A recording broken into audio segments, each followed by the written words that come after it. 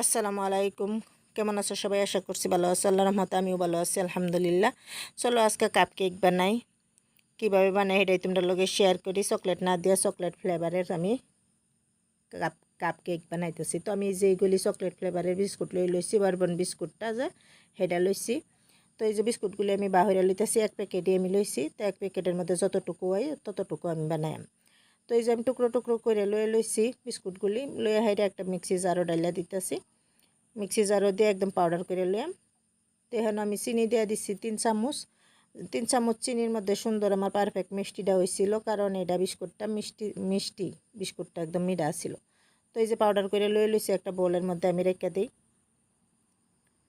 একটা বোলের মধ্যে আমি একদম সুন্দর করে ডাইলা দিছি। ডাইলা দিয়ে হেরে এই যে দেখো একদম ফাইন পেস্ট মানে ফাইন পাউডার হয়েছে।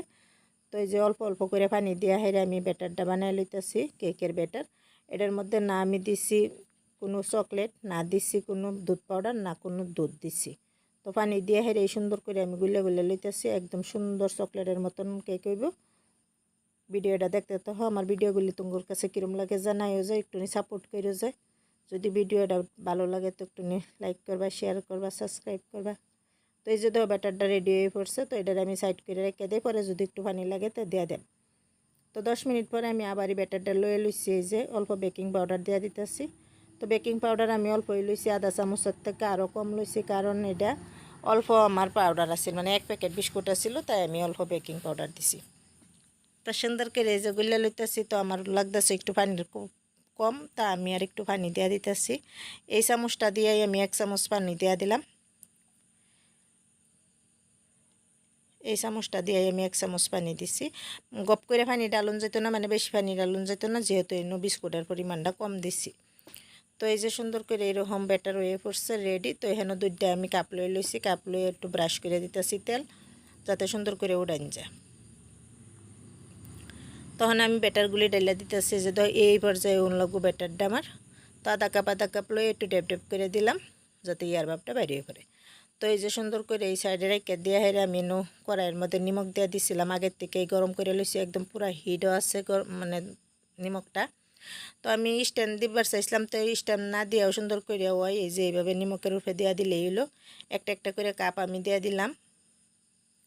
নিমখের কালারটা বাব্বা যে এরকম লেগে হয়েছে, কারণ এটার মধ্যে আমি সবসময় বেক করি বস্তু, মানে বিস্কুট কও কেক কও এটার মধ্যে আমি বানাই, যে এর লেগে এরকম কালার হয়েছে। তো আমি এখন 30 মিনিটের লেগে একদম ডাইকা দিলাম এই যে একটা বাটি দিয়া কেকের কাপগুলি দিয়ে।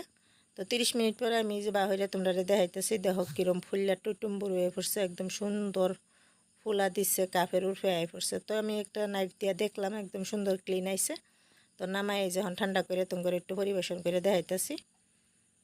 আধা কাপ করে দিছি, তো 1 কাপের উঠে হয়ে পড়ছে, কত ফুলা দিছে। তো আমার ভিডিওগুলি তোমার কাছে কীরকম লাগে, যদি ভালো লাগে একটুনি সাপোর্ট করবা তোমরা। ভিডিওগুলি পুরা ফুল ভিডিও দেখবা তোমরা। এই যে দেখো কাপ কেকটা কীরকম সুন্দর হয়েছে। তো আমি একটু চামচ দা কাটটা দেখাই দিতেছি। তো কীরকম সফট আর দেখো কীরকম চকলেটি হয়েছে, খাইতেও খুব দারুণ লাগছিল। তো কীরকম লাগছে ভিডিওটা, যদি ভালো লাগছে লাইক করবা, শেয়ার করবা, কমেন্ট করবা, সাবস্ক্রাইব করবা, আমার সঙ্গে থাকবা, পাশে থাকবা। আজকের জন্য আল্লাহ হাফিজ, সুস্থ থাকো, ভালো থাকো।